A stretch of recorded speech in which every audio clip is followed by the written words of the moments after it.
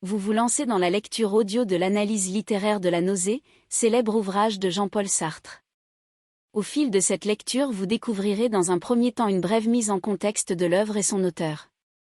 Ensuite, un résumé de l'ouvrage vous sera exposé, suivi d'une analyse des personnages et des points clés du roman. Une fois ces différents points abordés, il ne nous restera plus qu'à conclure cette écoute par quelques questions qui pourront alimenter encore davantage votre réflexion. L'auteur. Jean-Paul Sartre est un écrivain et un philosophe français, né en 1905 à Paris. Il a grandi dans le milieu bourgeois et cultivé d'écrits dans les mots, un récit autobiographique sur sa jeunesse paru en 1964. Il entreprend des études de sciences humaines, passe l'agrégation de philosophie en 1929 et rencontre sa future compagne, Simone de Beauvoir, femme de lettres française, 1908 à 1986. Il devient enseignant en philosophie, en 1938, publie son roman La nausée, reçu favorablement par la critique. Un an plus tard, Sartre est mobilisé. Il est fait prisonnier, à sa libération, devient résistant. C'est à cette époque qu'il écrit son premier essai philosophique, L'être et le néant, 1943. Vers la fin de la guerre, il rencontre Albert Camus, écrivain français, 1913 à 1960, et travaille avec lui pour le journal Combat.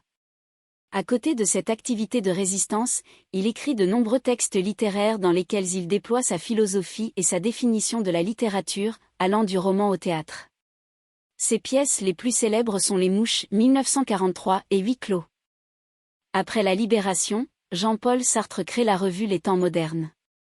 Il connaît un énorme succès grâce à ses livres et devient le chef de file du mouvement existentialiste. Au niveau politique, il se rapproche du Parti communiste, et pendant la guerre d'Algérie, soutient les indépendantistes du Front de Libération Nationale FLN. En 1964, il refuse le prix Nobel de littérature car, selon lui, aucun artiste, aucun écrivain, aucun homme ne mérite d'être consacré de son vivant. Il n'a jamais accepté d'autres prix, car son institutionnalisation aurait été une entrave à sa liberté. Il participe à la révolte étudiante de mai 1968 et meurt en 1980 à Paris. L'œuvre. La nausée est un roman philosophique publié par Jean-Paul Sartre en 1938. Cette œuvre, qui est la source de sa renommée, fut applaudie par l'ensemble du monde des lettres.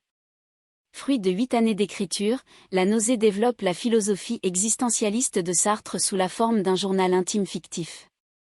Antoine Roquentin, narrateur et protagoniste du roman, raconte au fil des jours le sentiment d'étrangeté et d'impuissance qui l'envahit face à une existence qu'il découvre inutile et irrationnelle. Le personnage se sent de trop dans un monde qui lui donne la nausée, où toute chose naît sans raison, sans nécessité et existe en elle-même.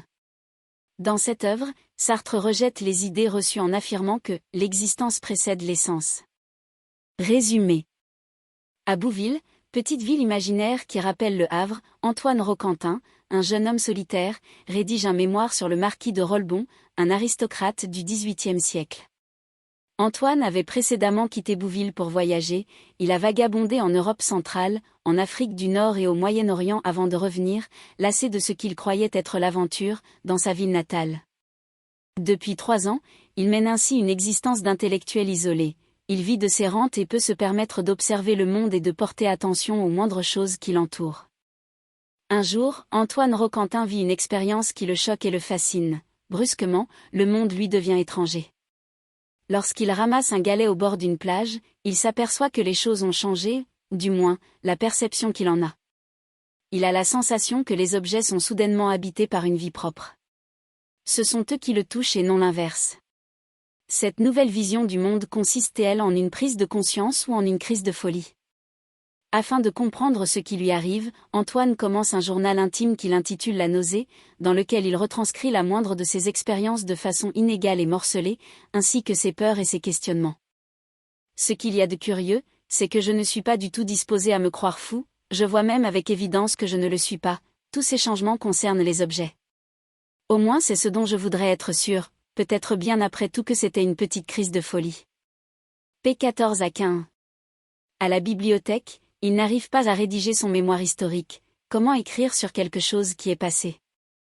Au dehors, il fait part de sa sensation d'être effleuré par une feuille qu'il ramasse ou de l'impression de douceâtre nausée qui l'envahit face au plus petit objet qu'il sent exister. Nous espérons que vous avez apprécié cet aperçu. Pour continuer à écouter ce livre audio sur Google Play Livres, utilisez le lien dans la description de la vidéo.